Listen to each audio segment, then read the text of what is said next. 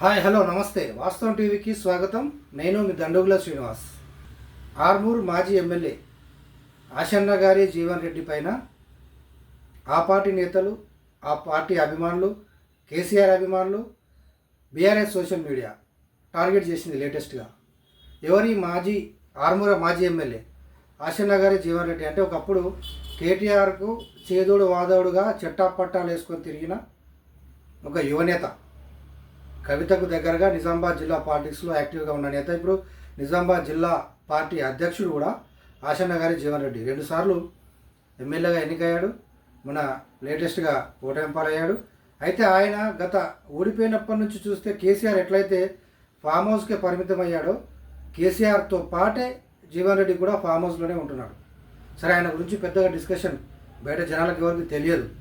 అక్కడ ఆర్మూర్లో నిజామాబాద్ జిల్లా పాలిటిక్స్లో తప్ప, కొంతమంది హైదరాబాద్లో తప్ప, అప్పుడు కేటీఆర్తో దగ్గరగా రాసుకొని పూసుకొని తిరిగిన వాళ్ళు అతను ఒక్కడు కాబట్టి కొంతమంది గుర్తుపడుతుండొచ్చు.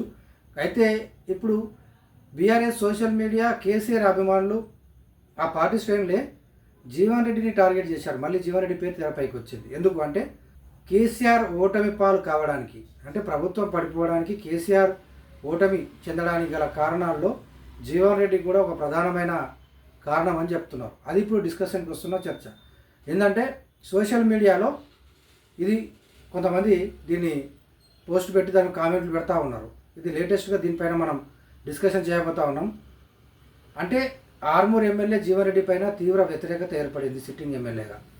అయితే బాపు, రామన్న, కవితక్క అని వాళ్ళ పేర్లు చెప్పుకొని విచ్చలవిడిగా ఆ జిల్లాలో కావచ్చు, ఆ నిజామాబాద్ జిల్లాలో, ఆ ఆర్మూర్ నియోజకవర్గంలో కావచ్చు, ఒక విచ్చలవిడితనం, ఒక బ్లాక్మెయిలింగ్ రాజకీయాలకు పరాకాష్ఠగా తీసుకుపోయి ఒక జనాలకు కంటగింపుగా, అంటే ఈ ఎమ్మెల్యే మా కొద్దురా నాయన అనే పరిస్థితి తెచ్చుకున్న దాంట్లో, అంటే టోటల్ రాష్ట్ర వ్యాప్తంగా అన్ని నియోజకవర్గాల్లో ఆర్మూర్ అక్షరక్రమంలో కానీ ఈ విషయంలో టాప్లో ఉంటుంది.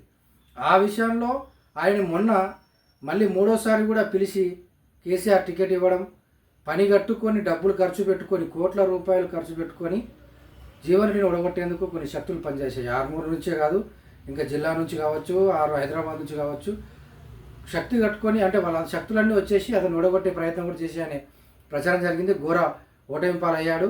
అదంతా గతం. ఇప్పుడు అతను ఎందుకు ఫామ్ హౌస్ పరిమితం అయ్యాడు? సరే, అయితే అయ్యిండు కావచ్చు, అప్పుల పాలు అయ్యారని చెప్పేసి అక్కడ బీజేపీ ఇప్పుడు గెలిచిన పైడి రాకేష్ రెడ్డి అనుచరులు, బీజేపీ శ్రేణులు కొందరు అప్పుల పాలు అయ్యిండు కాబట్టి ఇక్కడ ఆర్మూర్లో మొగ్గం చెల్లడం లేదు, అప్పుల కోసం 40 కోట్ల వరకు ఇక్కడనే ఇవ్వాలి ఆర్మూర్లో, కాబట్టి ఇక్కడ రావడం లేదు, హైదరాబాద్లో కూడా అతని ఇంటికి అప్పుల వాళ్ళు తిరుగుతున్నారు కాబట్టి ఫామ్ హౌస్లోనే ఉంటున్నాడు అనే ఒక ప్రచారం అయితే జరుగుతూ ఉంది, ఆరోపణ. అదంతా పక్కన పెడితే ఫామ్ హౌస్లో ఉంటే విననీయండి, కానీ ఆ జీవన్ రెడ్డి రాసుకు పూసుకు తిరుగుతున్నాడు ఎవరిని? కేసీఆర్ని. ప్రతి ప్రోగ్రాంలో పక్కనే ఉంటున్నాడు. ఇప్పుడు ఎట్లా అయితే ఇంతకుముందు కేటీఆర్ ఎమ్మడా తిరిగి కేటీఆర్ ఇప్పుడు వదిలించుకున్నాడు, అతని దగ్గర కూడా తీయడం లేదు, అది వేరే విషయం. అయితే ఇప్పుడు కేసీఆర్ ఎమ్మడ తిరుగుతూ ఉన్నాడు. దాన్ని జీర్ణించుకుంటలేరు ఆ పార్టీ శ్రేణులే. ఒరే నాయన, నీ వల్లనే ఓడిపోయిండు కేసీఆర్, మీలాంటి సిట్టింగ్ ఎమ్మెల్యేల చేసిన అవినీతి అక్రమాలు అరాచకాలని భరించలేకనే జనం ఓడగొట్టారు, అసలు మిమ్మల్ని అందరూ ఓడగొట్టడం మూలంగానే ఆయన ఫామ్ హౌస్లో పంటున్నాడు అని దాంతో ఉండి ఇప్పుడు నిన్ను మళ్ళీ ఎమ్మడి పెట్టుకొని ఇలాంటి ఎమ్మడి తిప్పుకోవడం అవసరం ఏముంది కేసీఆర్కు? ఆయన ఎమ్మడి తిప్పుకుంటున్నా, నువ్వే రాసుకొని పూసుకొని ఇంకా వదలడం లేదా అనే కోణంలో క్వశ్చన్స్ చేస్తూ ఉన్నారు. ఇప్పుడు మళ్ళీ అందుకే తెరపైకి మళ్ళీ జీవన్ రెడ్డి, ఎప్పుడు వివాదాలకు కేర్ ఆఫ్ అడ్రస్గా ఉండే జీవన్ రెడ్డి మళ్ళీ తెరపైకి వచ్చిండు. ఓడిపోయిన తర్వాత కూడా నిజామాబాద్ పార్టీ బీఆర్ఎస్ జిల్లా అధ్యక్షుడిగా ఉన్న జీవన్ రెడ్డి అడపాదడప అలా వచ్చి ప్రెస్ మీట్లు పెట్టుకుంటూ వెళ్ళిపోతూ ఉన్నాడు. తర్వాత ఫామ్ హౌస్లోనే ఉంటున్నాడు, ఎవరికి కలవడం లేదు, ఎవరిని చేయడం లేదు. కొన్ని ఫంక్షన్లకు మాత్రం అటెండ్ అయ్యేస్తున్నట్టుగా సోషల్ మీడియాలో లైవ్లు పెట్టుకుంటూ కనబచ్చి పోతున్నా ఉన్నాడు.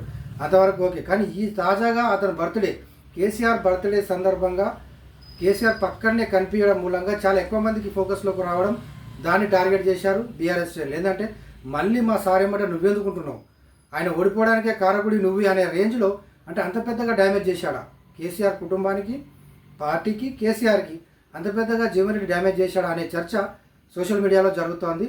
ఇప్పుడు ఆ రచ్చ రాజకీయం నిజామాబాద్ జిల్లా ఆర్మూర్తో పాటు హైదరాబాద్లో కూడా ఇప్పుడు ఇది ఒక డిస్కషన్ పాయింట్గా మారింది.